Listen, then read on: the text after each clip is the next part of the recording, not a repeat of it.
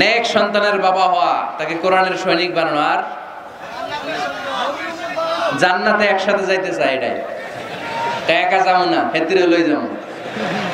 মাশাআল্লাহ, একসাথে যায়েন।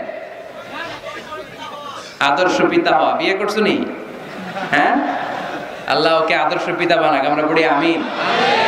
আসলে এই যে সোশ্যাল ক্রাইসিস, এগুলো নিয়ে কথা হওয়া দরকার, কি বলেন? এগুলো নিয়ে বলে না তো অনেকে, খোলামেলা বলতে চায় না।